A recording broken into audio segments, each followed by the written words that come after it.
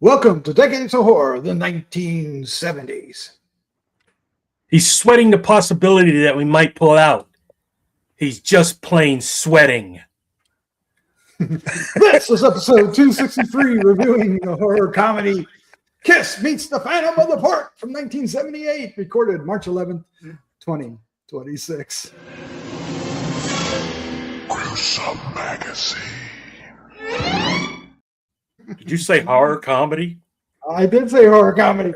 I am your host, Doc Rodney, and this podcast is about horror films released between 1970 and 1979. Each episode, my co-host and I will tackle another classic, or not so classic, film from this wondrous, groovy, gory, and influential decade. It's KISS Meets the Phantom of the Park. It is considered a cult classic, so it is a classic in some right. But joining me tonight are my co-hosts, starting off with Dave Schreier. Dave, how are you doing, sir? Hello, I'm feeling kiss-tastic. You are. I love the background. Very appropriate. Thank you. Yeah. I hope whoever I stole it off of doesn't sue me. Yeah, and you are a KISS fan. I am. I have been a KISS fan forever. I'm old enough that I was actually around when they first came around. So this is a movie that held a special place for me, not because it's good, but just because it was KISS. Because it was KISS. Yeah. Also joining us tonight is Bill Mulligan, writer, director, special effects guru, and published author, sometimes an all-around nice guy. Sometimes. I don't know about this time. I'm a little hysterical right now. Oh, no. Yeah. Don't kiss me off, man. No, my gosh, guys. Expect this all night long. All right. Also joining us is Chad Hunt, comic artist, co-host. KISS Army Hat. KISS Army Hat. KISS Army Hat. KISS Army Hat. All right. You are a fan of KISS as well, are you not? I have been a fan of KISS since I was just a wee lad, and I have been waiting a long time for this one, buddy. Yep. Did you ever get a chance to ink like any of the KISS comics that came out later? No, I wish I had, but yeah. I mean, because you did tackle Wolverine and X-Men and stuff, right? Yeah. Just I would have been a dream come true to work on a KISS comic. Yeah. We'll talk about some of the early ones later in the podcast. Not the newer ones, but definitely the ones in the 70s. All right. Well, I guess this is something we got to do today. What we're going to do tonight is we're going to give you our first impressions about the film, when we first saw it, and what do we think of it now. Then we're going to dive into cast of characters. We're going to talk about not only the members of KISS, but the other characters that are in the movie. We're going to talk about the promotion, the director, the cast, and some of the behind the scenes info, maybe some of the associated things that happen, comics, like I mentioned earlier. And then we'll wrap up with some feedback. We love feedback, and we encourage you to give us feedback. And we encourage you to, of course, like and subscribe and share with a friend, because each click you do will help us find another fan just like you. And they should watch this episode just like you are. All right. I think we should just really dive into things, don't you think? Just sure. I think that's the best way to go. Let's do it. First up, we'll talk a little bit about what the film's about. It's KISS Meets the Phantom of the Park, 1978, directed by Gordon Hessler, written by Jan Michael Sherman and John Boudet. The cast includes Peter Criss, Ace Frehley, Gene Simmons, Paul Stanley, Anthony Zerbe, Carmine Caridi, Deborah Ryan, Brian James, and Don Steele. Production company is Hanna-Barbera Productions. And of course, KISS Acomb Productions. Filming dates were the entire month of May, 1978. The release date was October 28th, 1978, USA, NBC TV. Yes, this was a TV movie of the week. The synopsis: KISS, a rock band made up of superheroes, battles an evil inventor who has plans for destruction at a California amusement park. It's also known as Attack of the Phantoms in foreign markets, KISS in Denmark, just simply KISS, and KISS Phantoms in Italy and some other areas. So lots of different titles. Yep. Attack of the Phantoms is some of the, you'll probably find that one floating out there somewhere. All right, let's find out what our first impressions of this was back in 1978, because I think we all agree we all saw it on TV, right? Yep. That's insane. But yes, It we is all saw insane. it. Yeah. So we'll just throw that out there. We all saw it, but we'll talk about it individually, and then of course we'll talk about your experience watching it again all these years later, and yeah, a lot of levity. Here we go. Dave, you picked this. I did. So I'm responsible. Mhm. tell So us My hero. Yeah. Christmas 1976. Okay, we're going back. Christmas 1976. For Christmas, my parents got for me 2 tickets to see KISS in January of 1977. nice. They were on a Wow. Destroyer tour, and they were coming to the Richfield Coliseum in Cleveland, Ohio. And I was so freaking excited. I mean, KISS was everything. I had a whole wall of my bedroom was just pictures I'd cut out of Hit Parader and Cream and Circus and everybody else I could get them. I was totally obsessed with KISS. So getting to go to that concert was unbelievable. It was, quite frankly, probably KISS at their kissiest, right? I mean, that's when they were on fire. Yeah. Yes. When Kiss So Alive this 2, this the came album came out, around yeah. the next year, right?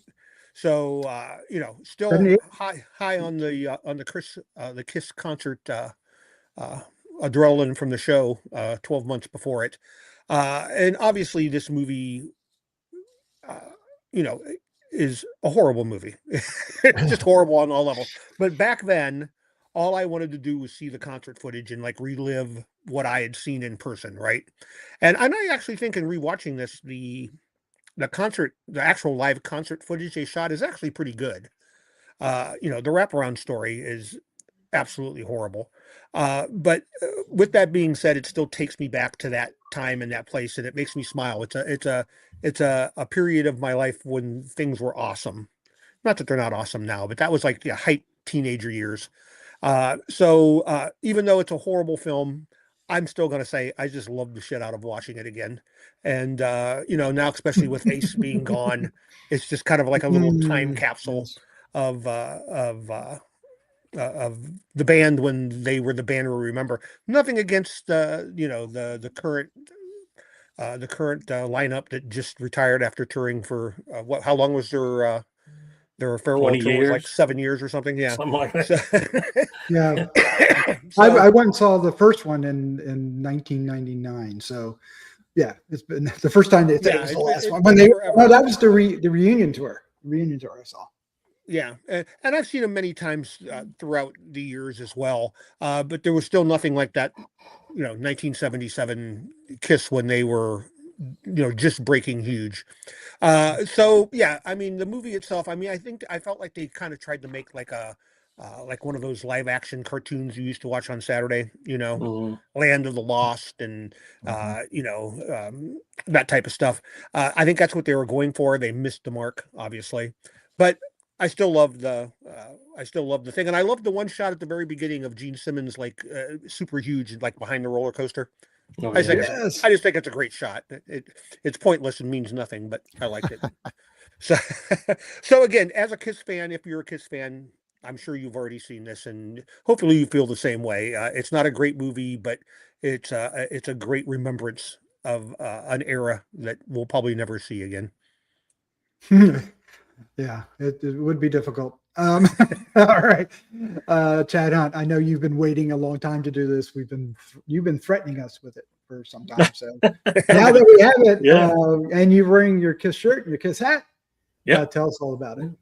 I'm the same. I saw every KISS concert up until they took their makeup off. Every tour they had, I've seen. Nice. And then the reunion tour, I picked up there, and I've seen just a couple of shows after the reunion tour and everything.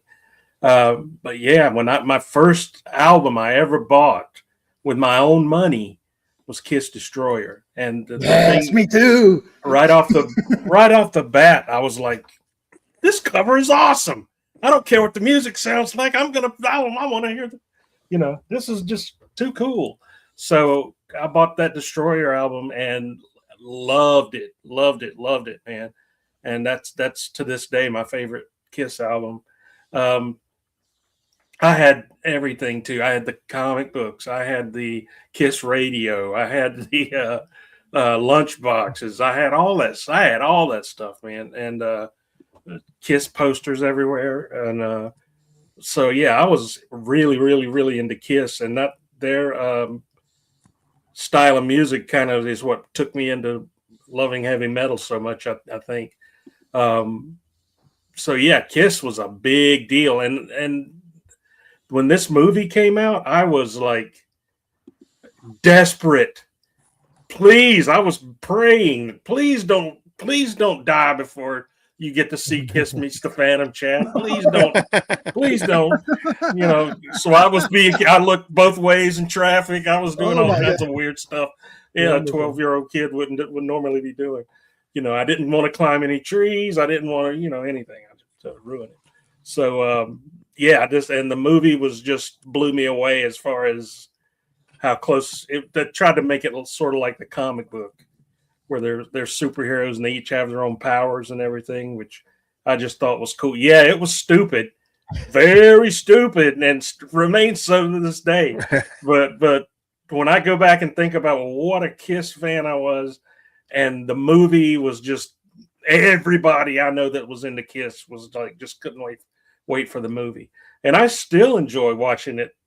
To this day, I've got the VHS of it. I've got a couple of DVDs that probably aren't legit, but but I watch them on there, and I watch it a lot. So it's a horrible movie, and I mean some of the worst acting by a rock group I've ever seen in my entire life. But man, do I love this movie because of everything it represents for me at that time when it came out. It's just something that I'm well aware of how horrible it is, but I still just love it. Just love it. Excellent. I'm going to go next because Bill has told us he has quite the story. So I'm going to go next. I was with you, Chad. I got Destroyer. I got Kiss Alive 2. Mm-hmm. I got all 4 of the solo albums. Yeah. But I didn't get Creatures of the Night. I stopped buying them at that point. And then I didn't buy another one until Psycho Circus. Oh, okay. So I kind of didn't like the makeup coming off. So, and of course, by that time, Ace and Peter had left, right? Mm-hmm. So, yeah, I desperately wanted to go see Kiss. When I lived in DC at the time. I desperately wanted to go. I didn't have any way of going by myself. And my dad just absolutely would not take me. He did not. He was very much on the side of parents not liking Kiss. But he did let me watch and take over the TV and watch Kiss Meets the Phantom of the Park. And oh my God, I was so happy to watch it. And I knew it was bad. I was 13. I was a year older than you, Chad. I was 13. I knew it was bad. And I was kind of, but it had like all the songs in it and everything. So for what it lacked, it made up for me at that time.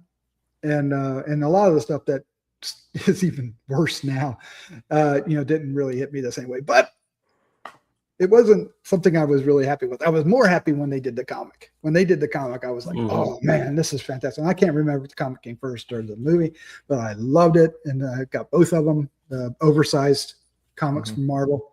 Yeah, the comic came first. Yeah. Okay. Did it? Yeah.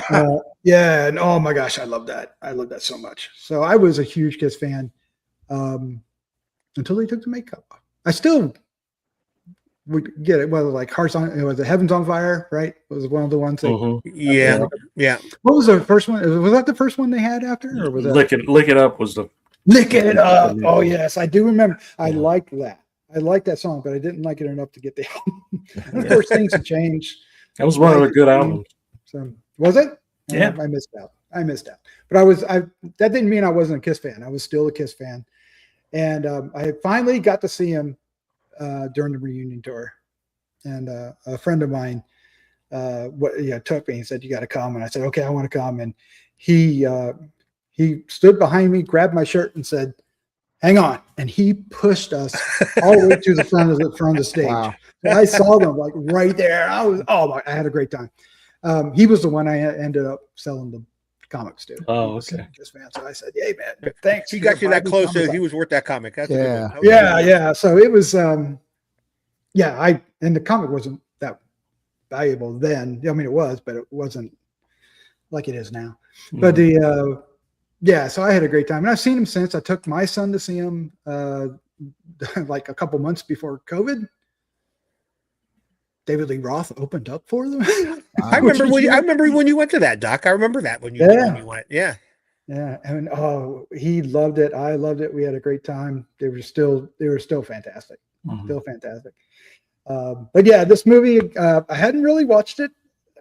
I feel like I tried to watch it at some point. I really didn't watch it fully until this came. And I could have, because I knew some things that were out there, but I wanted to wait until we did this. And it was fun watching it. I enjoyed it the first time. And then of course I make some graphics and stuff, and I had to watch it again. It started wearing thin. but all in all, I do appreciate it for what it is. And I do like it being it's really just Gene Simmons once, I think it was Gene Simmons once said it was like on par with Plan 9 from Outer Space. And he's not wrong. It is kind of in that level. And so I'll stop there and I'll let Bill give us his story. On the other hand, So I was not the biggest KISS fan, but I did like them. I really was a real Alice Cooper fan. And if you're an Alice Cooper fan, it's just a small step over to KISS. But That's I true. did like, I got the Destroyer album. That was one of the early albums that I bought. And I thought, like Chad, great cover. And it was actually pretty good. Now, it was produced by, I think, Alice Cooper's producer. Bob Ezrin. So it had, Bob Ezrin. And so it had a lot of that quality. And I still think it's a pretty good album. And I love the comic book. The comic book was great. And that's what I really thought this movie was going to be. Gordon Hessler and they got the talisman. All right, so we're going there. Now, so to understand the story, you got to understand my dad, and it's just been a little over 2 years that I lost my dad, and that still hurts. And I guess it will forever. My dad was the greatest guy ever. I am so lucky to have had him as a father. But our taste in music was pretty different. He was more of a Woodstock kind of guy, and nice. I liked Alice Cooper. So yeah, and we would talk about that and joke around. I'm 17 years old, so I am at my maximum jerkdom, where you think you know everything and your parents know nothing. And he would talk about how some of his buddies, they were upset about KISS, stood for Kids in Satan's Service, and blah blah blah. And I was like, oh, no, Dad, you just don't get it, Dad. But you will, because they're making a movie and it's going to be really cool. So one of the greatest mistakes of my long life, I talked my dad into watching this movie. Oh no. And I knew I was in trouble immediately when they're showing the amusement park. I'm like, what? And then Peter Criss, the moment I knew it was lost was when Peter Criss is like pretending to play drums on the tilt-a-whirl. Yeah. And my dad had two things that he would say about movies if they weren't good. They were either corny or they were flaky. And pretty early on, he's like, this is pretty corny. I'm like, Dad, come on, it's going to get better. KISS will show up. And geez, it took like 20 minutes for them to show up. And then when they did, it only got worse. But I stuck it out all the way through. And when it was over, up for the concert footage. My dad was such a sweet guy that he could see the disappointment in my face and did not rub it in. I am not as good a man. If either of my daughters had done this to me, made me watch something like this, because they thought it was going to be cool and going to show me just how cool their crappy music is. Yeah, I would never let them forget it. And then next day, or not the next day, I think it was on a Friday, but I don't know. The next time we were in school, all of the KISS fans, we were just, our heads were hanging low. Oh no. You know, because maybe if you're 13, you could say, yeah, you know, it's kind of fun in a land of the lost kind of way. But we were like grown ass kids. We were 17 years old. We we're getting ready to vote. We knew this was a disaster.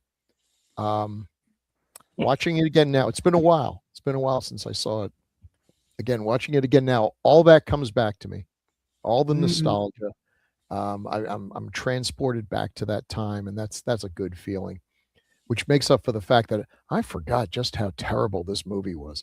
They are the worst actors I have ever seen. Now, I love the Ramones, absolutely love the Ramones, but I will absolutely confess that the Ramones cannot actually play the Ramones. The Ramones in Rock and Roll High School are terrible. They are terrible. And yet they should have gotten a special Academy Award if you compare them to the members of KISS, who, I don't know if there was a gun being held at their heads just off range. Their dialogue is terrible. Their delivery is terrible. The editor must have been going through a crisis, because the choices they made in this movie are so bad. How many scenes end where it's like, we gave our lines, they sort of look at each other, and then they walk away. They walk off camera, and we have to watch them walk off camera. It's like, cut, damn you, cut. Oh my God, this movie. It's so bad. So I enjoyed it. I had a good time watching it. It really is. It's so bad, it's good. And it has kind of captured the public imagination, because if you go on YouTube now, there's practically a cottage industry of KISS meets the Phantom of the Park, the fan edit, or fans who go back and put in better special effects. And that's not hard to do. And you know, cut some things down and rejiggle it. Now, no matter what you do, you can only shine a turd so much, but they have made a shinier turd out of it. I don't know what it is about this film. I think so many of us, so many people my age, are in this position where we built this up in our head, and then we watched it and we were crushed, and that we're still thinking there's got to be some way to redeem this. I don't know if that's possible, but thanks for picking it, because this has always been one I was looking forward to talking about. There's so much to talk about. Very nice, very nice. Oh yeah, I was lucky.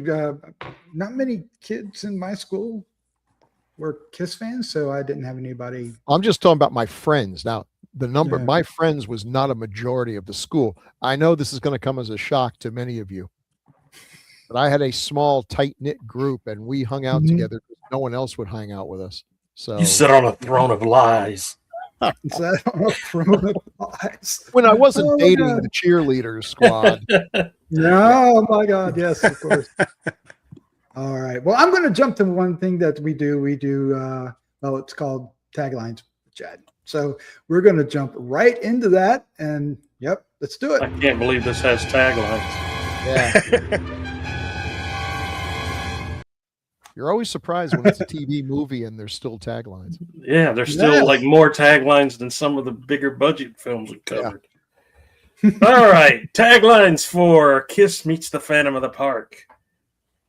On the eve of a rock concert, KISS is kidnapped by an army of robots led by a vengeful scientist. Well, that's accurate. Yep. Yeah. Okay. More of a synopsis than a tagline, but okay. Yeah. Their first full-length feature film will zap you out of your seat. First and last. Yeah, and only. Yeah. First movie starring KISS. Okay, accurate. Okay. Yeah. A little on the nose, but okay. Yeah. Hysterical, KISS-stounding, KISS-storic.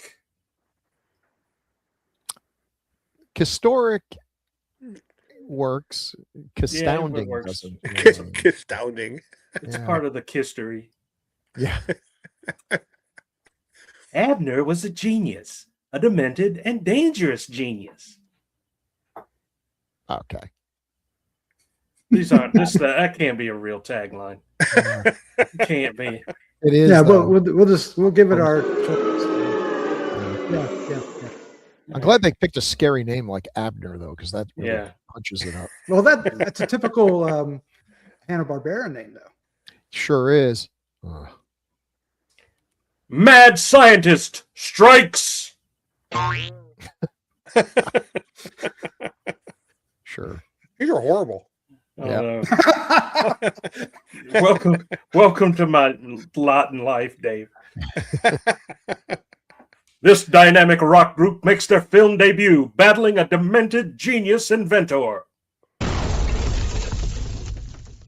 They really hell thought was this was that? the start of a franchise. They wanted it to be, for sure. Yeah. Right? We all thought we were getting in on the ground floor. All right. Well, that, friends, has been Taglines with Chad. Chad's our hero. Cool Everybody and pull up rad. your money With to see how many their times reading Doc plays taglines, this. They can't be that bad. Cha cha cha. Oh, Right. just one. All right. From here, we're going into a segment we call Cast of Characters. Well, you know who 4 of them are going to be, but there are other people in the movie, other characters, so we're going to talk about them. I think we can get away with this. And we're going in, and how they were listed alphabetically for the KISS. Yeah, that members. actually surprised me. I'd forgotten they put Peter Criss first because you'd think he would be right after Key Grip and Best Boy, but then I realized alphabetical order. Okay. All right. So Pete Criss is fighting. Fighting at the time, they would have probably sued each other if they didn't get first billing. Well, they did it by alphabetical. I mean, that's fair. That's fair, right? But how was Catman as a character? Boring. Boring. Pretty, He did have some fight scenes where he did somersaults and stuff. Sure. Of course, it Yeah. wasn't Peter Criss, but it wouldn't be if it was somebody else anyway. See, I would have thought they would have gone more with the cat thing, make him, but fundamentally, here's the unfair thing. These are just regular guys. I mean, they're not regular guys. They're musicians, but they're not acrobats. They're not martial artists. They can't. Their voice, their accents are dreadful. Everything is working against them. Well, let's be honest. Peter Criss sounded like Aquaman from the Super Friends. But it wasn't his voice. And it wasn't his voice. Yeah, That was I the know. improvement. So I read that he has a very pronounced Italian accent, and now I'm wondering what that would have sounded like. Well, the guy tried to do his accent. I mean, because you could recognize it. But the reason behind the voice thing wasn't because he couldn't do it. It's because he wouldn't show up for to record the looping. The looping. So unfortunately, somebody came in and did all his dialogue. Well. So but I did recognize, and Chad, you may be able to back me up, that he did try to get that. Yeah, I mean, he did come across sounding a little like Peter as far as that goes, but it just felt out of place and odd, especially if you've heard Peter talk before. Yeah. Mm-hmm. Before that, it just and as a kid, you're watching it and you go, "Whose voice is that?" Yeah. Well, I don't know if I had known what their voices were at that time. So. No, who would? They're singing, and but Peter's because Beth was one of their big hits, but no, people don't sound like themselves when they're singing. And, well, they've all got those Brooklyn accents. Sure do. They do. Well, they're natural, right? Because they're all New Yorkers, right? So. Yeah. Boy, did the cat puns get tiresome fast. Oh boy. I like cat, but okay, I'm frozen. What the hell? I haven't done anything. I don't know. All right. So Ace Frehley is Space Ace. He as the description though, he's more playful and impulsive and somewhat chaotic. What does anybody want to say about his character who doesn't do terribly much? He jumps over a fence. He does. Well, He kicks a couple of those white kitty cats. That's right. Yeah, it says the magic word and turns into an African American every now and then. Stop. Everyone can do that. So the story is Well, now when we get to the actor, we'll talk about the stories. Well, But yeah, let's do that because there's a lot to talk because about. he was my favorite member. He was my favorite. Was member he? because- Was yes, he? because I thought the makeup was very cool, and his guitars were neat, you know. And if I ever imagined myself actually taking the time to practice learning an instrument, that's what I would want to do. I can't sing worth a lick, but I could stand up there and swing my arms and hit the guitar strings or something. And he's the one I would want to be if I wasn't For of some course, reason, Simmons, which is who everyone really wanted to be. yeah, everybody really, yeah. For some Wow. reason, I really like Peter Criss. So Yeah. he was always my favorite. I loved Ace. He was the most talented, I think, of all four of them. His solo Not- album not was as- by far not- the best. Yes. Yeah. Yeah, no contest. And he was still recording up till the time he passed. And Yeah, his last album, 10,000 Volts, is amazing. If you haven't Yeah. listened to it, seriously, get it and Yeah. listen to it. yeah, 'Cause this is great. it was fantastic. He would show up at conventions I would go to. He wasn't actually part of the convention. This is a genius. Oh, really? He He would just yeah, show he up? would rent a hotel room and let everyone know Ace Frehley's here, and people would bring guitars and he would sign them for a bucket of money.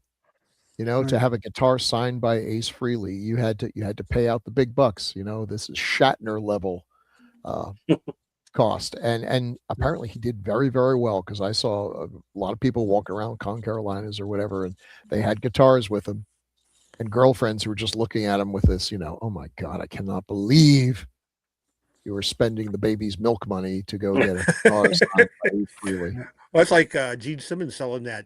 What's he sell? It's a case. Or something, Everything, isn't it? everything. You could A just crate. he The sold Gene Simmons coffins. crate for like $10,000. He delivered Yeah. it to your house personally. Oh yeah, the Kiss crate or the vault. The vault. That was a vault. wasn't it? Vault. That's it. That's it. Yeah. The vault, not the crate. He'll come sneeze in your face and you'll get a genuine kiss cold. Now, Doc, one thing you did forget to put in the description there. He's also a plumber. I mean, if you ever saw the late night interview with Tom, what's his name?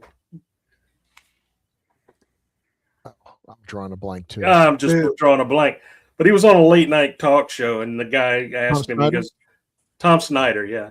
Tom Snyder asked him, what are you supposed to be? Because he'd already gone through the rest of them, and Ace goes, I'm a plumber. Absolutely. Yeah, and this laugh is high pitched, His right? laugh is insane. Yeah.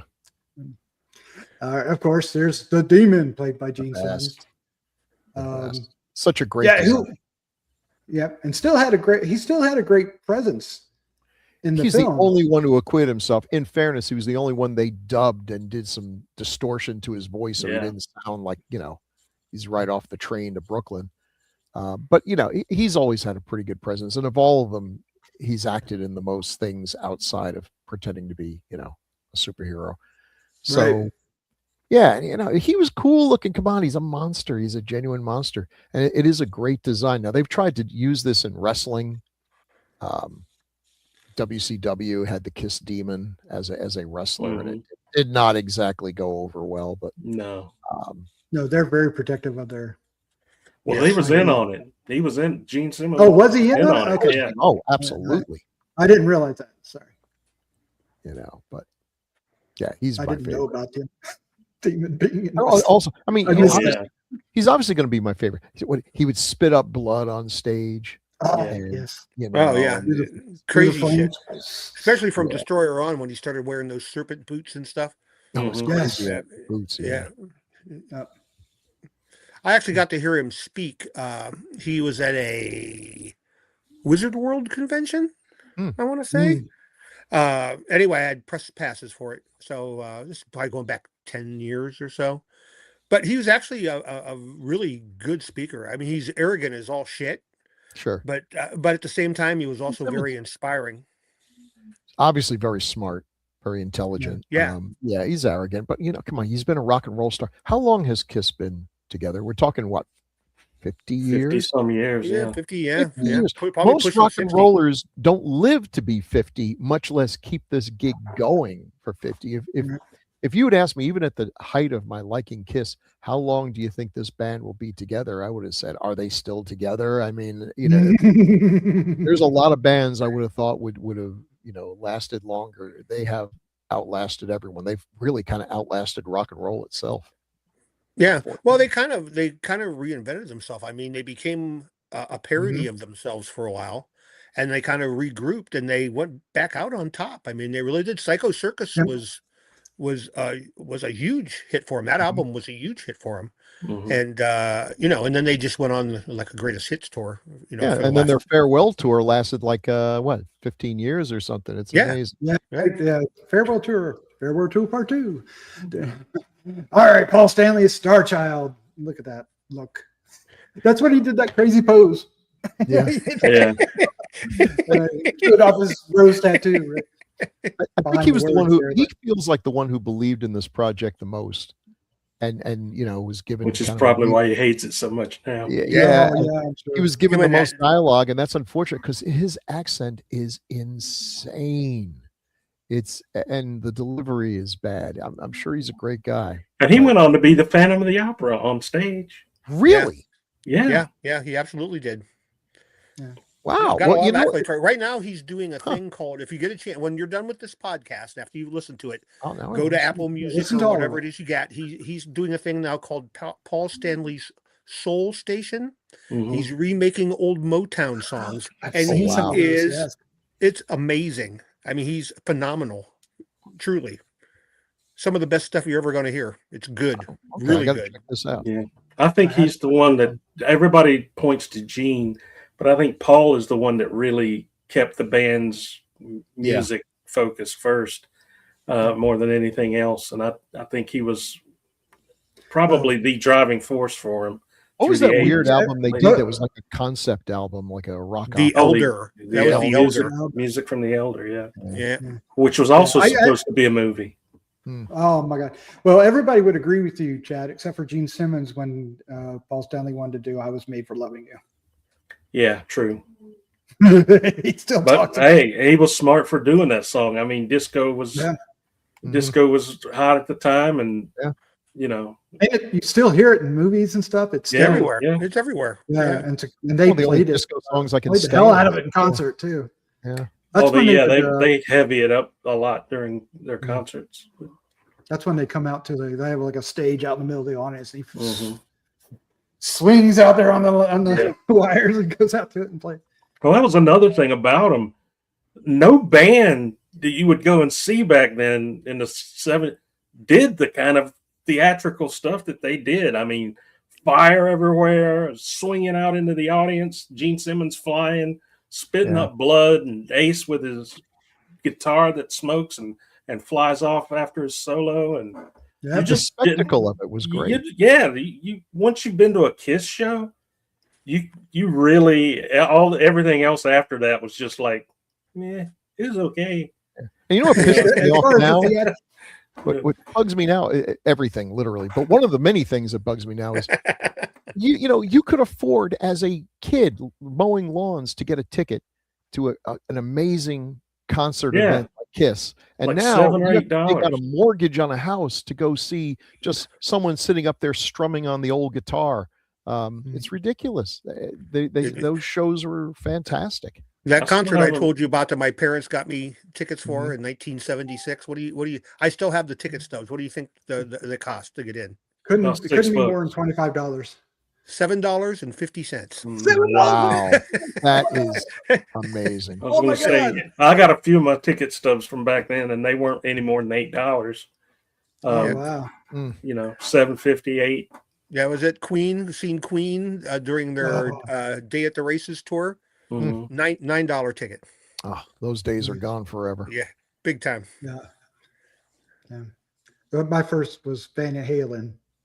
I wasn't allowed to go to concerts until 1994, or 1994, 1984. Excuse me. So that was, it was, and I have no idea how much I paid. I've long forgotten. But anyway, moving on. We have other characters. Now we're getting into the actual actors, right? The actual actors that are in a part of it. Anthony Zerk as Abner Devereaux. Devereaux. Yeah. Who we've seen in quite a few films. I think I remember him most at this point from the Charlton Heston film The Omega Man. Mega Man. Yeah. Mhm. Yeah, I mean, he's in one of my favorite movies, Dead Zone. He's got Zone, a yeah. very Yeah, recognizable yeah. face. He was He's- great. Yeah, he was great in Dead Zone. Yeah, But you know what? Whatever I see him in now, I think of Kiss. the evil doctor from this movie. Oh no! I saw in our Well, what do work, we- Chloe, that he does not include this on his resume. Wow. Oh, that's hilarious.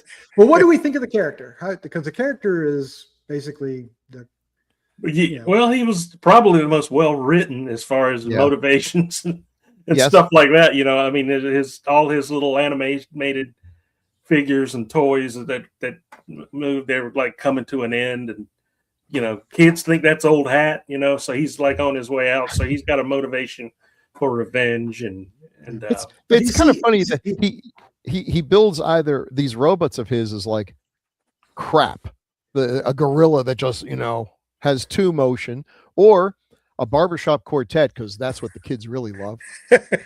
He's not particularly good at what he does, but then he creates an actual replica of KISS that can play instruments and do martial arts fights and everything. It's like, dude, maybe you needed to bring that talent to the gorilla, and maybe you wouldn't be out on your keister. Did you see the version that had the monsters and stuff when they went into the dungeon? Mhm. Okay. Yeah, because they had Frankenstein and Dracula and the Mummy and all of them were there. Yeah. which was cool. Gene Simmons is a big monster guy and comic book guy. So I do remember loving that. Probably that scene was probably what saved it for me. yeah. When they go to the House of Terrors or whatever it was. Yeah, the House of Terrors. Yeah. See, the story is that this script is not the one that the boys saw when they agreed to make this movie. Oh, I imagine. And they dumbed it down. And I kind of wonder if originally it had been more of the horror elements, this guy making monsters and stuff, legit monsters, and not like a funny looking Frankenstein, but a scary looking Frankenstein. And yeah, I could see where they would like, hey, this is going to be pretty cool, especially Gene Simmons being a horror movie fan. And he knew who Gordon Hessler was. So he was like, oh, wow, Golden Voyage of Sinbad. They were sold on this movie by the studio that it was going to be a Hard Day's Night meets Star Wars. Yeah. And well, we can talk about that real quick. It sort of threw that dart out the window. There you go. That's what they were sold on. If someone told me that, I'd be like, yes, that would be awesome, because A Hard Day's Night is one of the greatest movies ever made, as is Star Wars. So if you get even a fraction of the shine of those two, you're going to have something pretty good. But no, more Plan 9 from Outer Space and Scooby-Doo. I don't know. Scooby-Doo. Yeah, there you go. Which they did do a movie with Scooby-Doo. They did. Yes, they absolutely animated did. film, and it was actually pretty good. I liked it. I liked it better than this movie. Oh, that's for sure. Oh man. All right. Well, let's then we have the actual owner of the park, Calvin Richards, played by Carmine Caridi. I have to slow down to say his name, but he's a bit of a bumbler. He looks like Reuben from the Partridge Family. He does. Yeah. He should have been. He isn't, but he does. I can see it now. Vic Tayback from the Alice show. Yeah. And did they say something in the movie? He's a billionaire from this, or a millionaire? Man, I don't know. As the character, yeah, he owns the park. Yeah, they built him up as a big shot. Yeah, he's a big. Because he's the one that fires Abner and has all the plans, and he doesn't really care about KISS. He just wants the park to get notoriety from bringing them in. Sure. But he has to suck it up when they're sitting on their big chairs. Yeah. Looking down at him. Oh, look at. And then he's just sweating. Yeah. Gene gives him a towel to wipe his sweaty brow. Growls at him. It's time to feed the demon. So stupid. Yeah. And then our female Fatale. Well, she's not a Fatale. She's not even a Scream Queen. She's refrigerated. Exposition girl. Yep, Deborah Ryan as Melissa, but she does allow for exposition because she gets invited into their setup and get to see the the totems and all the stuff, and actually get probably some of the better scenes with kisses in that. That's when they shine the best. It's a classic. He comes around and starts talking about it. Yeah. It's a classic rock and roll thing to do, though, is, you see a pretty girl and you invite her to your room so she can look at your totem. Sure. Your talisman. Of course. Talisman, yes, of course. But other than that, she was fine. I mean, kind of a waste of space. Yeah. Didn't really do anything. She was likable. She wasn't annoying. Yeah, she was. Yeah, she's sort of there to be the one that all the exposition is spoken to. Yeah. Hey, stranger, we're going to tell you everything about us. Okay. This is the source of our power right here. Look at this. Yeah. Sure would hate to lose it. Between Kiss and Abner, so through her boyfriend, Sam, played by Terry Lester. Oh, this poor guy. Yeah, he's as robotic as the robot he's playing. Yeah, he gets turned into a robot, and then he gets turned into a robot. But there is a surprise person that I think none of us knew at the time, but would know later, and that is Brian James, who plays Guard. He plays Guard characters, and he's very much a supporting. He's got great expressions, though.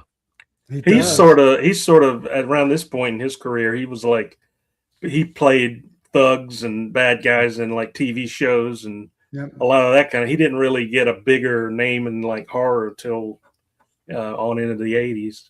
Yeah, late 80s. Yeah, and then cut that unfortunate haircut off, and acquitted himself pretty well in Blade Runner. Blade Runner, yeah. Yes, but he was fun in this. He actually, yeah. You watch it and him. He actually stands out. He's got some of the funnier lines for himself. So, so there you go. Well, that's our cast. A lot of character in that face. Yep. Oh, yeah. And there was yeah. He did himself proud for being it. I don't know if he puts it on his resume either, but I don't think so. He's in it. All right, let's talk about the posters. Of course, this isn't really in the States. Didn't really get posters and. I remember that from TV Guide. Yeah, TV Guide. Yeah.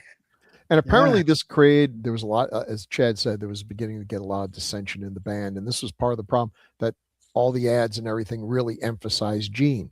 And to the rest of the guys in the band, I just got to say, yeah, duh, of course. Look, he's got the coolest face paint. It's scary. It's all, come on. They're not going to show Catboy. Whenever they're drawing satirical cartoons of Kiss or whatever, it's always Gene. They're always drawing. It's the most iconic of all the disguises, and he knew it. He knew it. Does that say the horror rock film? Yep. Down at the horror bottom. rock. Horror rock film. Yeah. I don't know what that one's from. What is? Oh, that's Attack of the Phantoms. That would be the German. Overseas. Yeah, in European markets, that's what it was known. In some different, like I showed earlier. But there you go. Then this is like the DVD cover? Is that what you said? The VHS. VHS cover. And this was hard. It was hard for a while to find a legit copy because Kiss wanted it buried along with the Atari cartridges of ET. They wanted every copy put into a landfill and nuked from orbit. But they actually forbade people to mention it, right? They wouldn't talk about it in interviews or. So I never had this. I never saw it. So I still have mine. I don't have anything to play it in. That's all. I bet it's a pretty penny. Yep. Even the title is stupid. Kiss meets the. I never liked that Frankenstein meets the Wolfman. Kiss meets the Phantom. Howdy, Phantom. How you doing? How's the wife and kids? You'd rather have verses? Kiss versus the Phantom? Yes, verses. Or the Phantom of the Park featuring Kiss. If it's in another language, Kiss Contra de los Demons or whatever, something. Yes, there is that. Then you have Kiss Phantoms, which is another title it's known for. Not the Dean Koontz Phantoms. No. No. Look at this. Okay, these guys are so cool looking. Why would you just get these lame-o poses, cut it out with apparently a dull scissors, pasted on because Photoshop wasn't invented yet. And it's like, oh God, no, I could find 1,000 pictures of each of these guys that was more dynamic than this. But okay. They only had 1 billion photo shoots to choose from. I know. Yeah, they had a ton of them, but they had this was some of the ones for the actual. Well, that's not. Is that? Yeah, because he's got the actual demon boots on at this point. So That's the Love Gun era. Yeah. Right Love after Gun. after Love this- Gun. I did go back and get Love Gun because Love Gun come out after or before Destroyer. Destroyer came first, then Love Gun. Yeah, No, Destroyer, yes, I thought- Destroyer was first. Yeah. Yeah, so I got Love Gun too. Yeah, I did get that. I didn't go back and get like their first couple. I never did that. No, This one- I got Dressed to Kill Not- and Rock and Roll Over. Yeah. I had their very, very first album, but I've somewhere around in all the moves of the years. Mhm. It got I felt lost a little somewhere. burned when I got the solo albums because I realized out of the 4 solo albums, if you take all the best songs out, you had 1 album. Which they sold an album with all the best songs on it. Yeah. Did they really? Yeah. I Like, played not the screwed hell out here. of those 4 albums. I had my favorites on each one. Yeah, I had to have all of them. I still have all of their albums, even the ones that are crappy ones from the 90s or whatever. I still have those. Yeah, I don't have a single one. Great of them covers too. Whoever painted the covers did a great job. That would be Ken Kelly. Oh, is that King? Okay. Mhm. He Wow. did a lot of fantasy artwork. And Here's This the is the one with the hysterical, astounding. What their first boy? Yeah. Ace is calling his cat. Here, kitty, kitty, kitty. Gene's like, get me out of here. Boy. Paul's got more chest hair than Bigfoot. Yeah. Yeah. Him and not Chuck Connors, but Chuck Norris. Chuck No, Norris. Yes. Yeah. Yeah, Chuck Norris. It was like, wouldn't it? They like, grab the hair and pull it off. Yeah, Bruce Lee pulls it. Good move. Now, don't you ever do it to Chuck Norris because, like, yeah. No. I don't know. He I was seen the a only picture of one him that- recently. He's looking pretty feeble. I mean, he's got to be pushing 90, isn't he? Chuck Yeah. Norris. Yeah. Yeah, I seen a Yeah. recent picture. Yeah. It barely 90s looks like pushing it. Chuck Norris. Yeah. Ooh. 90s the one that's having trouble. Not Maybe you Chuck should have Norris. eaten more steak. Yeah. And then there's this one with just why is Ace always kind of like bent over a little bit? I don't know. Maybe he's pooping. posing. It looks like Yeah, the next 'cause picture in that series of pictures from the last post. Maybe they're making a flip book. If you flip all the posters together, they do something. Because he's actually standing upright. Zap of course you out of we- your seat. We already talked about the concept, and that's Yeah, exactly yeah. what they were sold. And here's the lineup for the night. Oh, they let's came see out. what they're up against because I know they So this did is very October. well. Yeah, did they? They Oh, were like this was a huge hit. This was one of the best rated.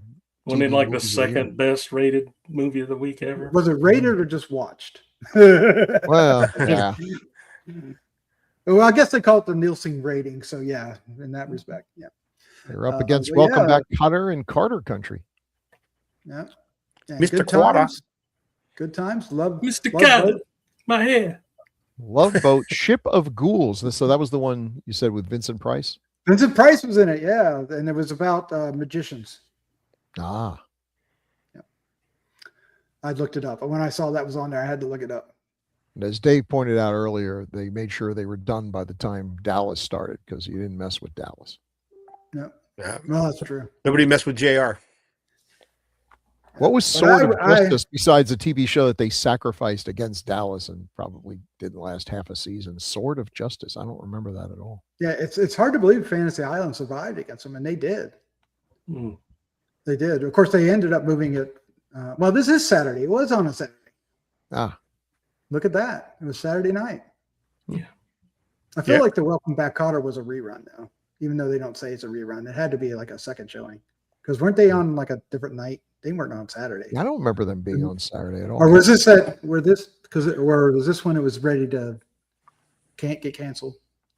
Maybe it was. I don't know. Started I moving it watched- around. Yeah, I watched Welcome Back Cotter like crazy. Oh, yeah. I I'm love pretty that sure it was show. on a weekday because we'd come into school the next day and do all the jokes. Yeah, I Yeah, remember. that's right. You know what? You're 100% right. Yep, it was definitely because I remember the same thing. Up your nose with a rubber hose. Yeah.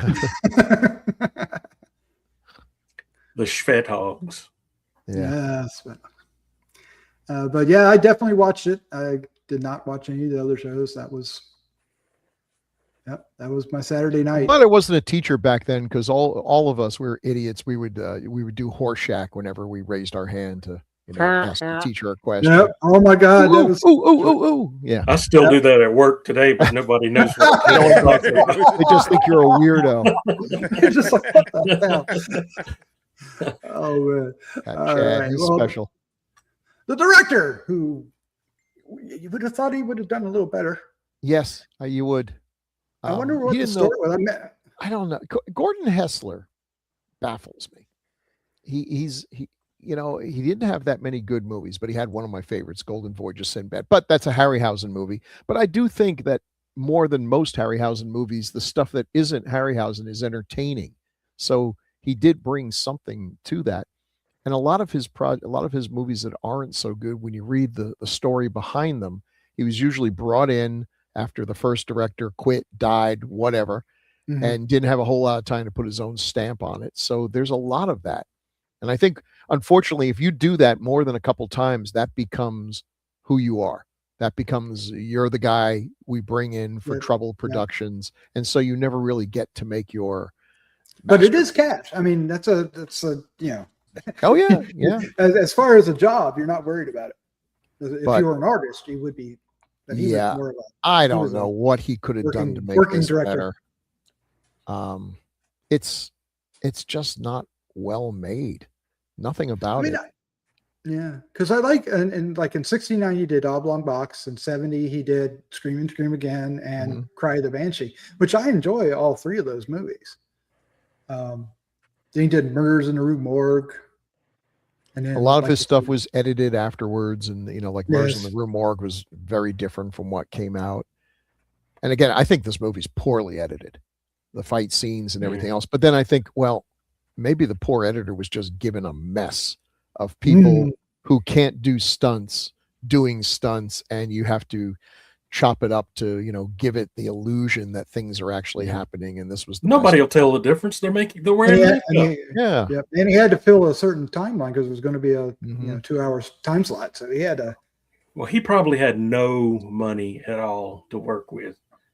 And if it's a Hanna-Barbera production, they probably brought in the same crew that they used on one of those live action shows Dave's talking about.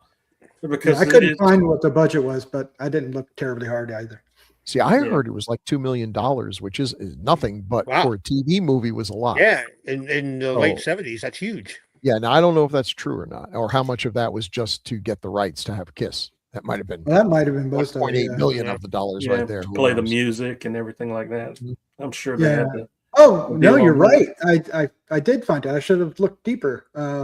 Wikipedia. Now it's the internet. So Okay, Wikipedia. So Wikipedia says it was $3 million budget. $3 million. I don't know about that.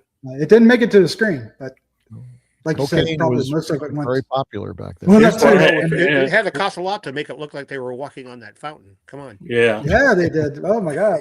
Here's what happened. They wanted to use all KISS music, and Gene Simmons just stiffed them on all that. Oh, I'm sure he did. Use all their money, or all their money for the music. I mean, it wasn't for the effects. That's some of the worst green screen effects there when they're riding around that bumper car. So finally KISS shows up in this supposed KISS movie. Like 20 minutes has gone by, and KISS shows up. And you have that weird sequence where they're just sort of like popping out of the sky, and a cheap looking laser beam comes out of his eye, and then he's walking on it, and then they're in a bumper car, and oh my God, it was so awful. I was so disappointed that we didn't get to see a laser beam come out of Paul's eye and blast somebody's brains out. That's what I wanted to see. I wanted to see somebody really catch on fire when Gene breathed fire on him. I was a little bit more into horror at that time than my friends, and I was like, I was a little disappointed there wasn't as much death as I thought there was going to be. He's more Now dead. they did film this at Six Flags Magic Mountain. They also used the Enchanted Hill in Beverly Hills, which is now demolished. And of course, they had some stage. You know where they should have filmed it? Action Park.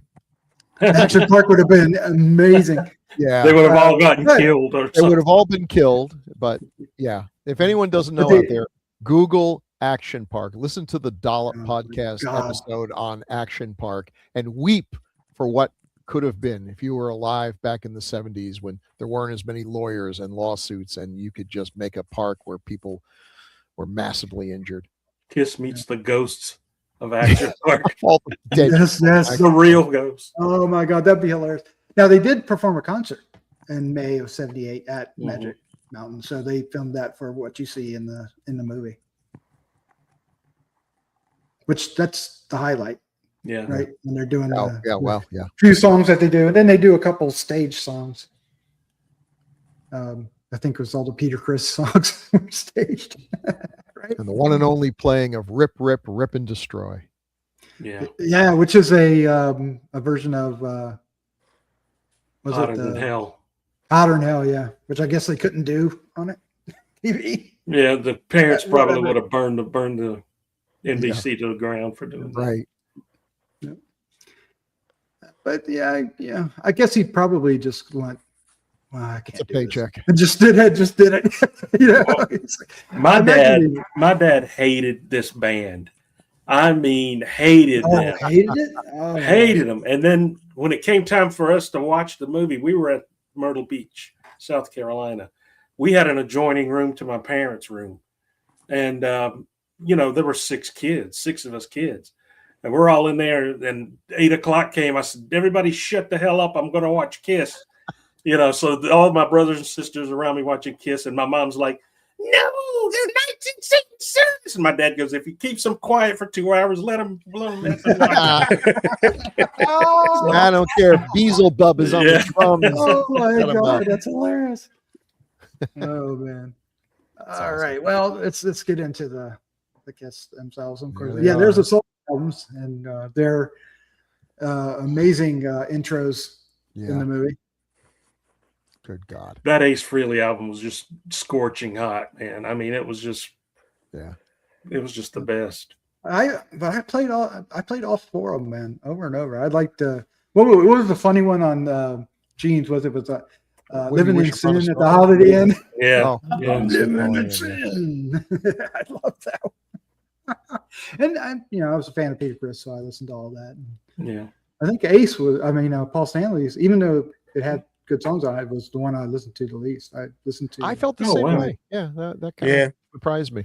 But I don't did- think I've still Ace- ever listened to the Peter Criss. what's the song on his solo album that was big? Was it Leather And whose? on Ace Frehley's New York New York Groove. Groove. It's a big one, yeah. New York Groove? New York right, right. Groove was a good song. Yes. I remember there was something he did solo. It That wasn't was an original. but it He was a song good that was the Leather. Hmm. I can't remember. It's escaping, but we'll move on.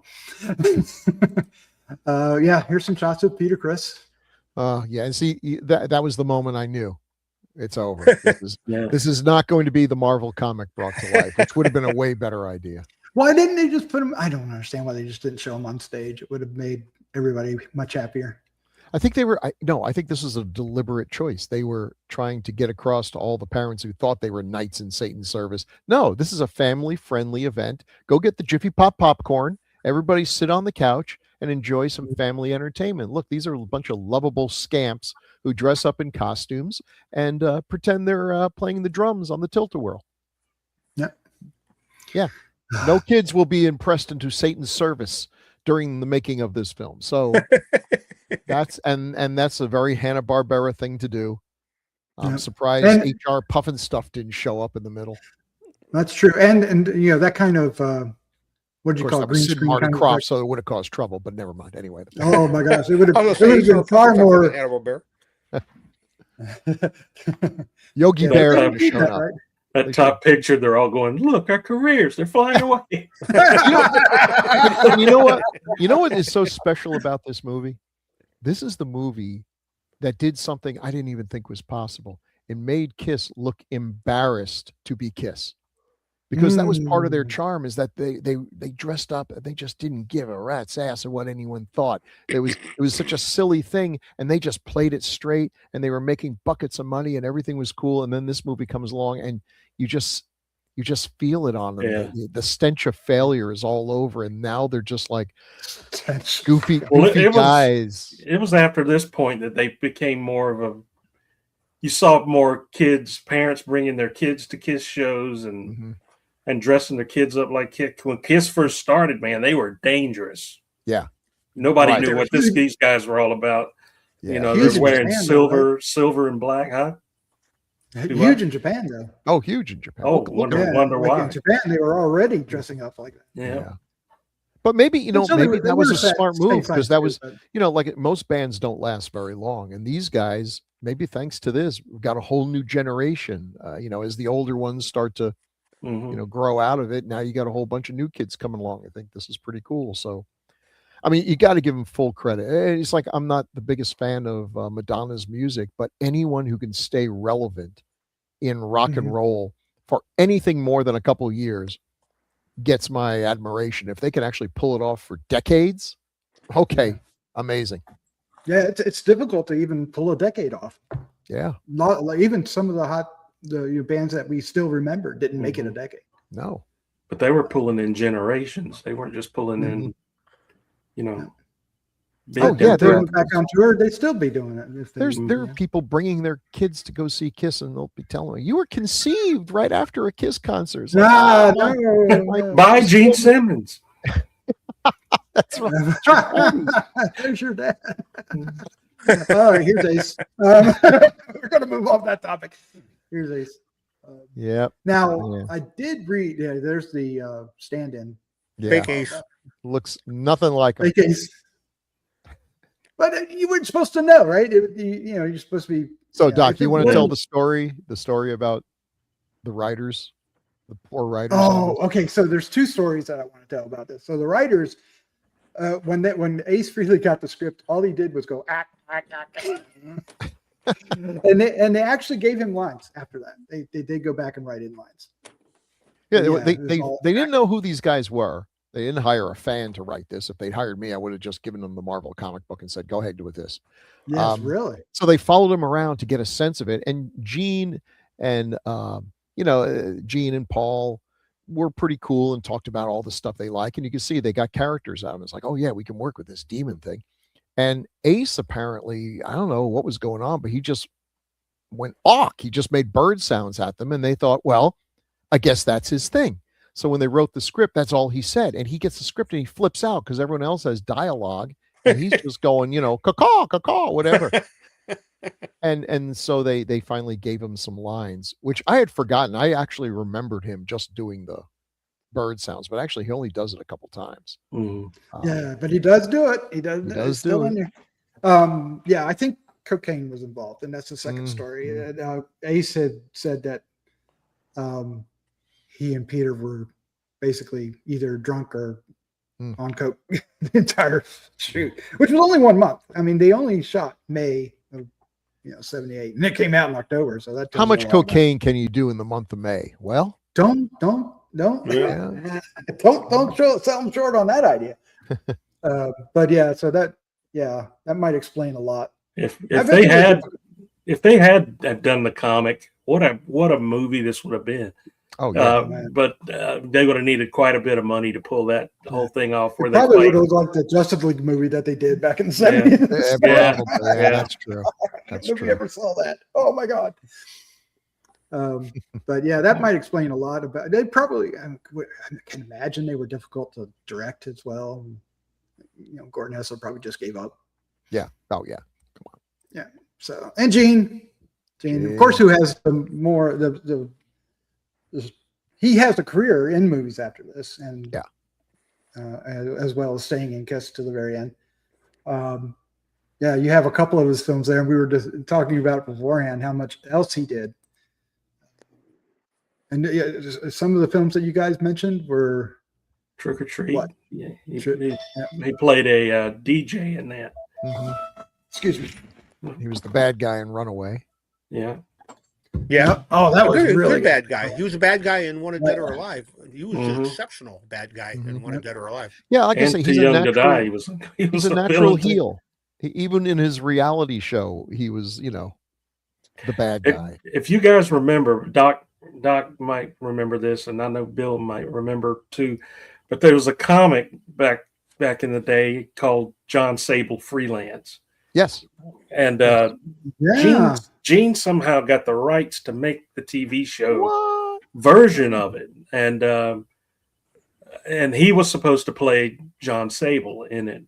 And I guess after they filmed a pilot for it, it didn't turn out so great. So they ended up, if you guys remember the TV show John Sable, I don't know if you do. I do remember a little. Who was the artist for Sable? Was that Mike Grell? Mike Grell, Mike yeah. Grell. Yep. So, but yeah, somehow Gene got the rights to do a TV show from it, and That yeah, should it have was been a pretty show. good show. It was a pretty good show. Just Gene wasn't in it like he intended, but I think he was still a producer on it. Oh man, I've realized looking at Gene's credits, there's a lot of Kiss videos in here, and I did buy more albums than Psycho Circus. I don't know what album Domino was on. Domino. Domino. What album was that on? Because I bought that. Oh, that album was as well. the one that has Unholy on it. Revenge. Yeah. Revenge. Yeah. Yeah. So I did have that one, and then yeah, I remember playing that over and over again. So I did have that one. That's a good album.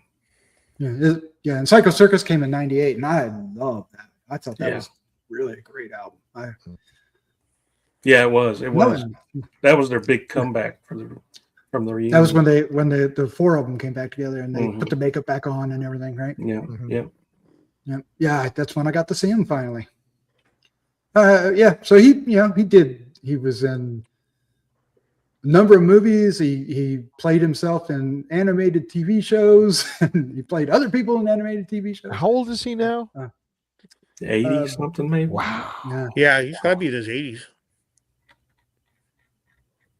No, they all have to be, right? He was born in '49, so He still pops up in the news now and again. He'll have some opinion and people get angry and he's like, screw you, I'm old and rich.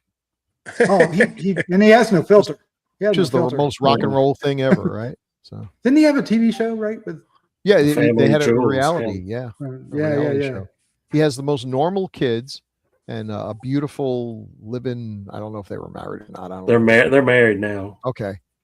And he was Shannon the villain. Yeah, he was the villain in that show. I mean, he was but just like Ozzy, it's just a normal show with oafish dad, except dad's like, dresses up as a demon and yeah. I remember going to see Runaway, and this was after they'd taken their makeup off or whatever, and I just remember sitting there watching it, going, "He's good in this, but man, is he ugly." that was the thing. When they took off their makeup, you're like, "Hey guys, I think I understand the makeup now." I just thought it was a cool idea, but now I realize no, this was a really good idea to be wearing lots of makeup. All it did was make people that like them, want them back as they used to be. But you got to remember, in the '70s, what you looked like didn't matter. Right. It wasn't until MTV that you had actually. That is true. That's a good point. Yeah. Yeah. Because there's some I mean, yeah, we're used to Mick Jagger's face now, but Mick Jagger's not a good-looking man. I don't think. None of the Stones are actually. No. Yeah, I mean the ones that did, Elvis Presley and the Beatles, they all showed up, right? And you had your music magazines that would, focus on them and Tiger Beat. Yeah. Tiger Beat. Yep. I don't think these guys. It was all Osmonds and Jackson 5 at that point. Bay City Rollers. The Bay City. Oh my God, Bay City Rollers! I haven't thought about them in a decade. Oh my God, and they were. You don't think about them every SAT. They even had their own show. Night. Yeah. Saturday night. Yeah. They had their own I TV show for a while. Yeah. variety Yeah, show. I remember that. I was surprised how many hits they actually had because I just remember Saturday Night, but they actually had quite a few other hits. Crazy. But we're not talking about them. We're talking. But you know what? They, So, you know what? They never met the Phantom, did they? So No, Yeah, no, that's true. Good Yeah. point. no. Speaking of They can't- bird they can't- calls, here's They Paul can't spit Stanley. dashes out of their eyes. Oh, there's the whole pose up there. Oh my God, yeah, what the fuck? he did seem Oh, man. committed to this whole thing. He was giving it his all. He was, but he did. I mean, they all wanted to do this. Sure, But and I think it was the I next. think they quickly realized it wasn't going to be what they wanted. You know, and it seems ludicrous now, but you start thinking of it from their point of view. This is what Elvis did. Elvis They couldn't did a act, lot, yeah. at least not for a while. He got better as he went on, but in the beginning, he was Elvis. He was Elvis, the poor waiter who sang, or Elvis, the race car driver who sang, or whatever. And all the movies were terrible, but entertaining. And there were a crap load of them, and they made lots and lots of money. So sure, why wouldn't KISS be successful? There's Well- no need to speak to us. What was that he said? There's no need to speak to us. Your mind speaks to us. Yes, these are not the There's a droids lot we're of looking for. Yeah. Oh my God. Yes, absolutely. Oh my God. Look Was at he the that. one who had? He had that great line. The delivery. Oh my God, I forgot how bad the delivery was. It's like, cool down, Star Child. They are serious, Yeah. and they have guns. Oh my God. Ah! There's a million ways you could deliver those lines, and that was the best of all the takes they had. That was the best. I can only imagine. They were young bucks in the woods. They still didn't have the acting part down yet. Yeah. But, Apparently, they didn't have a working script until like they were shooting, so I can't really blame them. But you can see there are scenes where they're standing around and they look deflated, like they knew at a certain point there's no way this was going to work. mm. Oh well. Oh well. At Oh, least we can still enjoy it. they still Let's made do it. millions. Yeah. They did. It didn't stop them. I've been in plenty of movies where I go back and go, I wasn't as good as I thought I was. Yeah, that's everything I've been in. Well, man, I've watched enough of our podcasts. I think. Yeah. Anthony Zerd, quite a few movies. I watch my Look stuff. at that It's like, fantastic. was I frozen or no? I'm just not very emotive. Yeah, he's been in a lot of stuff, but yeah, Dead Zone is an amazing movie. Omega Man, he's the lead vampire villain. Mhm. He's great. It's so good. Yeah, I like that. Yeah. I don't was remember in what he was One in of the Matrix. Matrix movies? Oh my And God. he was in a couple of the Star Trek films too. He's got a good face, good delivery. He plays a villain. He's so good in Dead Zone. I mean, he's Dead Zone. still with There's us. no one bad in Dead Zone, but oh wow, Dave's frozen too. Oh no, he's not. No, No, he's just no. making a face. I'm just going. Yeah, he's born in 36 and he's still with us. Good Wow. guy. And yeah, he I don't know if he's actively active. The last thing he did was in 2016. But he has 116 credits. That Prolific. gun he was using, man, Oh, give yeah, me a break. And just shooting one of the talismans makes them lose their powers. Yeah. That's why we leave it out in the open, where anybody can just. So we're expecting see to it. believe this guy just happens to have the anti-talisman gun hanging Yes. around just in case. He's really thought ahead. And it looks like a hairdryer. It does look like If you gave me a half an hour and a hot glue gun, I could have come up with something better than that. But a hair dryer would be my base. So, yeah. Wow. And that's another thing that bothered me about it too is, you know how the comic book got into the land of KISS, where this talisman came from, and all that. It showed you sort of a backstory. Here you're just thrown in and go, yeah, these talisman right here. Yeah, what about those talismans? Well, Gene walks over and closes the. Yeah. Close, you mind. you don't know. Yeah, that's none of your business or the audience's business. Every rock and When roller they- has a talisman. Yeah. When they started making the comics again, other properties, Marvel stopped, but other publishers did.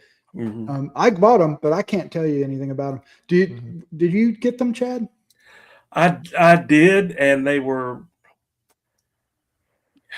they were they tried to make KISS. They went into even more superhero-ish adventures. Right. Did they still have the talisman?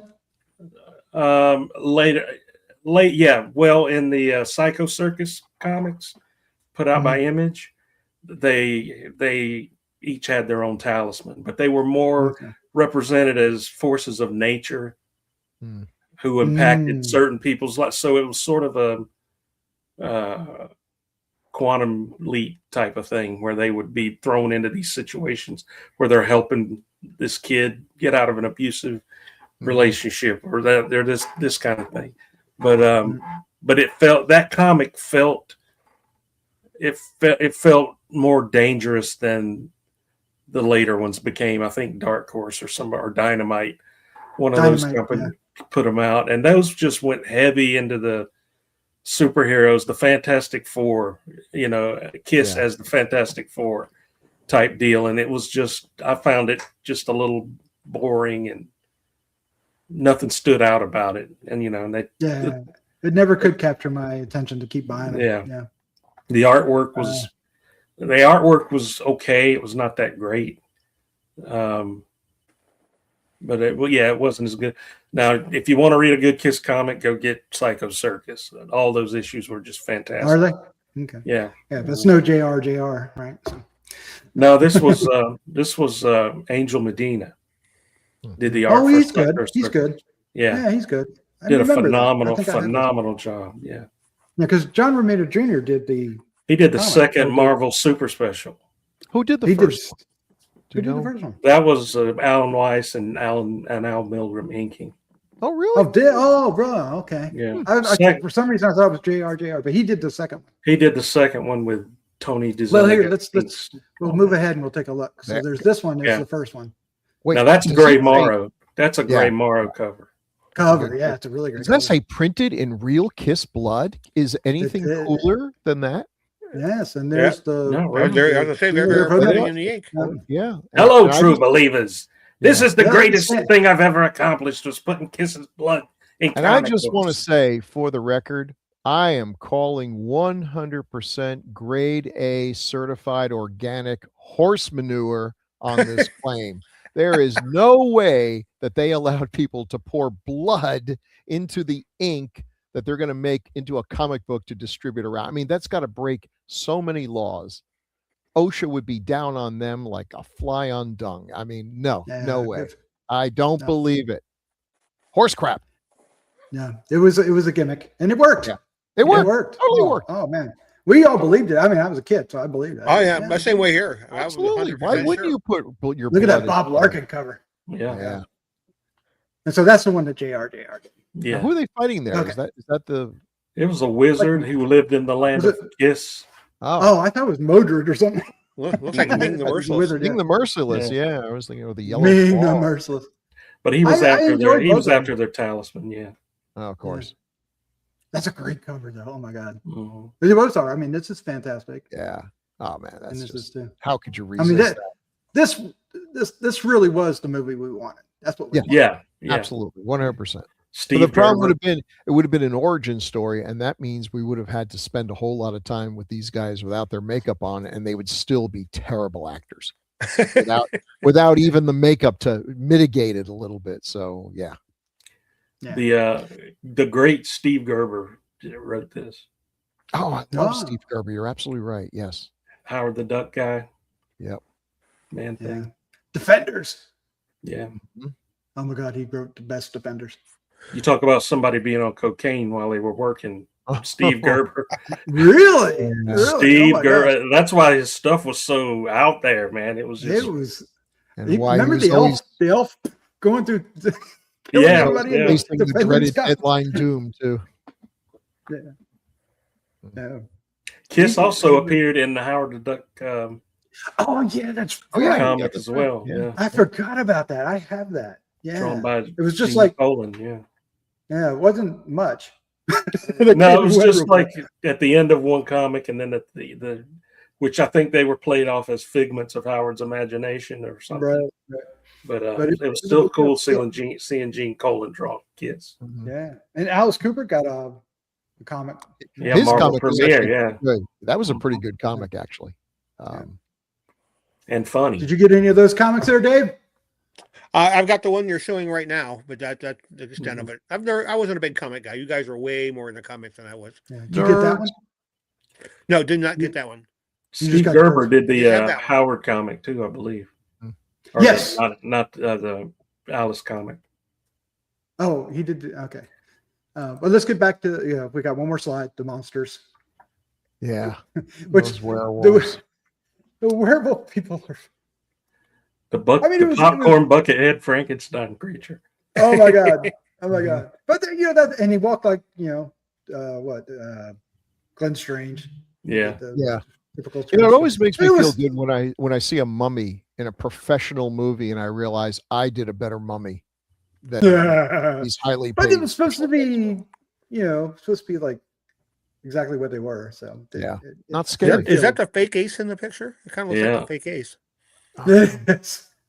Mhm. And that's a fake. That's not Peter Criss either. No, look that's like none of them. That's none of them. That's Yeah. all the stunt. The All the stunt stunt guys people. and monsters. Oh, okay. Oh my god! Yeah, it is.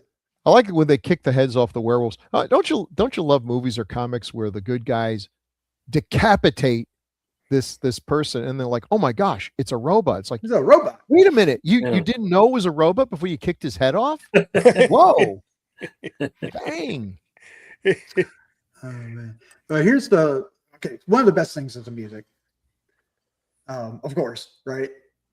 Oh, yeah. And, Oh, yeah. Now this is the one for the European release, which I think had more music in it. If I'm reading the stuff correctly. This is a lot of stuff off of their solo albums. Yeah, there is some stuff in the solo albums in there, and of course the Rip and Destroy, Holler in Hell with different lyrics. But That's the kind of sugar Papa likes. That had to be all on the Peter Criss album. yeah, It was. yeah. They that's when they were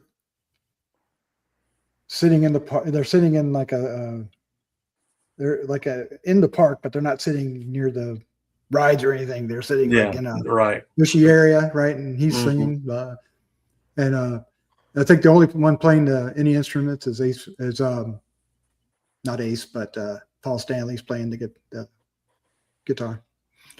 Yeah, that's right. But man, rock and roll all night, shout out loud. Did they do Detroit Rock City? Is that not on there? No, Detroit Rock City wasn't in the movie that I remember. They didn't Surprising, do it. yeah. Oh my god, I would. That was a little dark for a Hanna-Barbera production, I think. Yeah, and you can see on the right are the albums that are on. So like Radioactive was Gene Simmons one, and Man of a Thousand Faces, Mr. Make. Oh yeah, I remember Man of a Thousand Faces. Love Gun, the Almost Human Love Gun, Destroyer. So they actually did. They promoted their solo albums more than the previous stuff, which I didn't realize. New York Groove, that is really a good song. Yeah, I don't think the solo album experiment worked as well as they were hoping, but that was a lot to expect for your fans to go out and buy 4 albums. I mean, Didn't They stop did it. me. Oh, I didn't have the money, but I still went and got them. I mowed lawns like a son of a bitch. That whole, Yep. my whole time as a Chris. I'll Kiss tell you, the 70s were the golden age of well-mowed lawns. And you could actually go and find bottles and turn them in. Yes. It's like Indeed 10 you cents a could. bottle. God. Or I five- pulled them nickel all bottle, along in a depending on little red wagon. Oh my god! Oh We my were god! We were I like just Depression really- era children, just scraping Oh, nickels, checking every payphone you went by to see if a quarter was there. And we were fine being those kids. That's right. Oh my god! We We loved liked it being that those way. kids. That was what it was about. We drank out of hoses straight from the Yeah, the boiling hot water where the hose was Boiling laying out hot- in the sun. burn you. Right, yeah, but it Yeah. wasn't over. Yeah, so as soon as you let some Taste of food, metal it and cooled down. unfiltered carcinogens, and we liked Yeah. it that way. It didn't bother us at all. There was no- Uphill both ways. Yes. All right. Well, there's Nowadays, kids are raised like veal. Well, we've run out of images for the KISS. Is there anything we want to talk about the movie that we didn't touch on? Is there We anything can talk longer than the movie, so I was gonna say, I think we covered it pretty well. yeah. We did. I always hoped that they would make another movie with a bigger budget and a better script, but alas, it never happened. Now, I was really hoping to see The Elder, music from The Elder, which they adapted for comics, the original story that they Did were they? going to do as a movie, yeah. Okay. All right. Which was one of the Dynamite issues. Dynamite. That was comic. always a hard, bands. Bands would always get this wild hair where it's like, we've got to do something big, a rock opera. And it's like, dudes, Tommy worked, but The ball worked. You're Sticks. You don't need to do a rock opera. Mr. Roboto, oh my God. You Oh, get one man. good song out of it, and then an entire album that's I bought that too. Which one, Mr. Roboto? Come on. Mr. At least one Roboto. great song. I mean, that is a great Well, there's song. two. There was another one. I think that the was Grand Illusion was probably a better concept. Yeah. album for Yeah, Sticks. yeah, exactly. I didn't buy any more after that though. I was like, Yeah. okay. Sticks All wasn't one of my favorite bands. It's my wife's that- favorite band. Rush is one of the best for the concept albums. I mean, 2112 Yes. Yeah. Yeah, that's is true. phenomenal. We were buying our house and the street number is 2112. I said, I'll take it. Yeah. Let's make a movie from King Crimson, Court of the Crimson King. Oh, well, there's a lot of good Well, stuff left to mind, but It tried. whatever. Instead, we got Sergeant Pepper's Lonely Hearts Club Band. Boy, Oh my God, we did. yeah, Oh my God, that movie. Oh geez. I might make you guys do that too. yeah, that would be a Decades of Horror. That would be a different kind. Of a different kind. All right. Well, we want to hear about your experience with this movie and the band KISS as well. So let us know. And of course, the way to reach out to us is feedback@gruesomemagazine.com is the email you can use. You can go to when you're watching this on YouTube. If you are, you can make a comment down below, or you can go to our website and do so, or you can reach out on Facebook or on Instagram, and we will read them here. Good or bad, you can cuss us out and we'll still read it. That's Good or right. bad or long. We've done that. We've done that. But or long. We've read novels. We've read one word. But we'd love to hear from Send you. us So thoughts. please do. Just give us a bird sound. Yeah, do that. Absolutely. That's hilarious. Of course. We do. Do we have some feedback tonight? We do. Let's see. We do have some feedback. And Bill, you're frozen. I'm gonna Frozen Dave. Bill. You need to read Jerry Chandler's novel here. He's talking about Horror of the Blood Monsters episode. Dave's never going to be back on the show again after this. Yeah. Oh, this is all him. Yes. Wow, that is a Yes. lot. Is this all one person? That's crazy. Okay, all right. Let's get started. From Jerry Chandler, who likes to write, apparently. I does did a indeed. review and stopped about 5 or 10 minutes in. The title seemed familiar, but it turned out that I had confused with something else. Found it on YouTube, realized I'd seen it, but not since the 80s cable. Watched it before diving back into the review. Bill Mulligan picked this movie and says he liked it. Mhm. Bill Mulligan can never give anyone else grief about their movie picks or taste ever again. I'll Never watch it. again. Never, ever, never, ever, ever again. I am deeply confused as to what the entire opening sequence with the vampires was about, and as to why the end of the film was the image of the vampire's face again. Because it looked cool. That's why.